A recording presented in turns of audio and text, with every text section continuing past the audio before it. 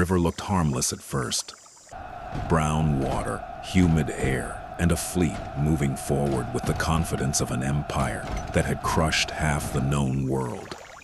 Then the tide began to fall. Beneath the surface, the river revealed thousands of sharpened wooden stakes waiting like teeth in the mud. This is the story of how one small kingdom turned geography into a weapon, how a commander who could not match the Mongol Yuan Empire in numbers made the river fight for him, and how the most feared war machine of the 13th century sailed into a trap it could not escape. But the darker truth is this: Dai Viet did not survive because victory was clean. It survived because an entire country was willing to suffer before it would kneel. By the late 13th century, the Mongol Empire had become a force of historical terror. Its armies had burned cities, shattered dynasties, and made kings send tribute before the first arrow was fired. Under Kublai Khan, that empire became the Yuan dynasty, ruling China with engineers, siege weapons, and fleets. This was not a wild horde stumbling south. It was an imperial machine, and that machine wanted Dai Viet. To Kublai Khan, Dai Viet was a humid kingdom at the edge of empire, stubbornly refusing full submission. It was supposed to bow, provide passage, send tribute, and accept its place beneath a greater power. But Dai Viet remembered centuries of pressure from the north. It knew independence was never permanent, unless every generation was ready to defend it again. At the center of that defense stood Tran Hung Dao, prince, strategist, and national protector. His greatest weapon was patience. He understood that courage could destroy a country if it was spent in the wrong place. If Dai Viet met the Yuan in one grand open battle, pride might kill the kingdom in a single day. So he chose a colder kind of resistance. He would not give the empire the war it wanted. The Yuan came by land and water, trying to squeeze Dai Viet between marching columns and river fleets. They had numbers, ships, prestige, and terror. But fear worked differently in Dai Viet. Vietnamese commanders knew they could lose cities and still continue the war. They could abandon the capital, burn supplies, empty villages, vanish into forests, and make the invader march through heat, hunger, disease, and silence. This was the brutal heart of the strategy. Dai Viet did not survive by protecting everything. It survived by deciding what could be sacrificed. Fields could be stripped. Storehouses could be emptied. Villagers could flee. The capital of Thang Long could be abandoned rather than turned into a tomb. To the Yuan, this looked like weakness.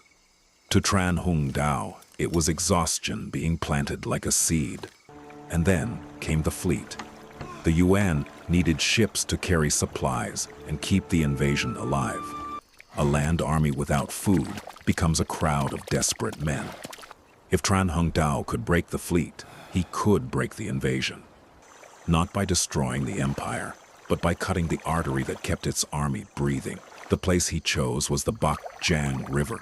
Also, this river was more than water. It was memory. Centuries earlier, Vietnamese forces had used its tides and channels against invaders from the north. Its mud, currents, and shifting levels made it dangerous to anyone who did not understand it. At high tide, the river could hide its secrets.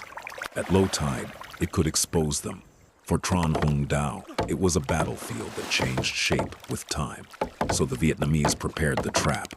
Wooden stakes were cut, sharpened, and driven into the riverbed. Some were tipped with iron. They were placed where the tide would cover them, hidden beneath brown water until the right moment. A fleet passing above them at high tide might see nothing, only open water and retreating Vietnamese boats ahead. But when the tide fell, that same channel would become a forest of spears. Hulls would tear open, ships would jam, oars would snap. A moving fleet would become trapped timber, soldiers, smoke, and panic. But a trap is only a trap if the enemy chooses to enter it. The Yuan commanders had to believe they were pursuing a weakened enemy. They had to follow at the right speed, into the right waters, at the right time. If they suspected the stakes, they could avoid them. If the tide changed too early, the plan could fail. If the Vietnamese attacked too soon, the fleet might escape. Everything depended on timing, discipline, and nerve. Imagine the river that morning, heat pressing through damp air. Yuan ships pushing forward. Soldiers gripping weapons. Commanders watching the banks. Ahead, Vietnamese boats appeared to retreat. The empire saw movement. It saw weakness. It saw the enemy running. So it followed. This is where overconfidence becomes deadly.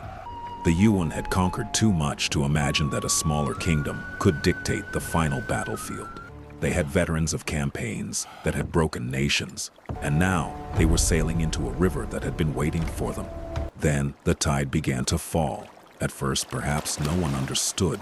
The water lowered by inches. The current changed. Mud appeared along the edges. Ships that had moved freely began to drag. Then came the first impact. A hull struck something beneath the surface. Wood screamed. Men shouted. A ship lurched, stopped, and was struck from behind. Oars cracked. Rudders jammed. The river that had seemed open became crowded, narrow, and murderous. The hidden stakes rose from the water. Now the Yuan fleet was no longer advancing. It was trapped. Ships were pinned on sharpened wood. Others collided in confusion. Large vessels became obstacles for the ships behind them. The formation broke. Commands dissolved in the noise. A fleet is powerful when it can move, turn, support, and strike as one body. But here, movement died. The river had cut the empire into pieces. Then, the Vietnamese attacked. From the banks and smaller boats, they came with fire, arrows, spears, and the fury of a people who knew exactly what defeat would mean. Flaming projectiles struck wood and sail. Smoke crawled across the river. Men trapped on decks tried to fight, but the battlefield had already been decided beneath them. Some ships burned where they were pinned. Some soldiers leapt into the water and sank under armor and current. The river became a maze of screams. This was not a clean victory. It was slaughter, engineered with patience. The Yuan soldiers had entered the Bach Dang as representatives of the strongest empire in Asia. Now they were drowning in mud-colored water, trapped by stakes they had never seen, attacked by an enemy they believed was fleeing. Panic spread faster than flame. A commander can order men to fight. He cannot order a broken ship to float. He cannot order the tide to rise. The great strength of the Mongol Yuan war machine had always been movement, speed, pressure, relentless pursuit.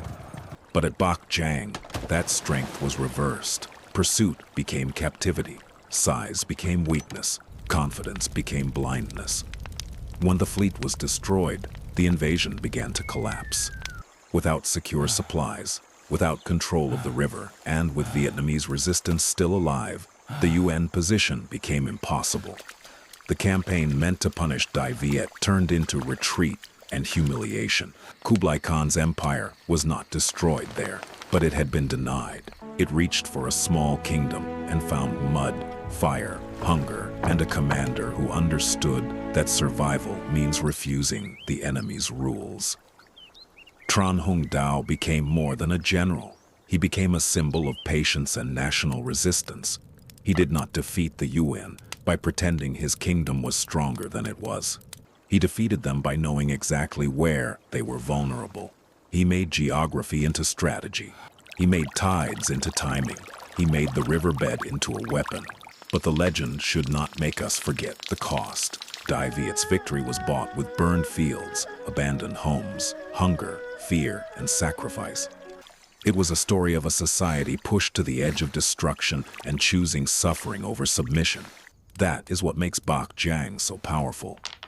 Empires count troops, ships, roads, tribute, and distance. But they fail to count memory. They fail to count rivers, forests, tides, and people who know what they lose if they surrender. The Mongol Yuan Empire brought conquest. Tran Hung Dao answered with patience. The empire brought ships. Dai Viet answered with mud. The empire brought terror.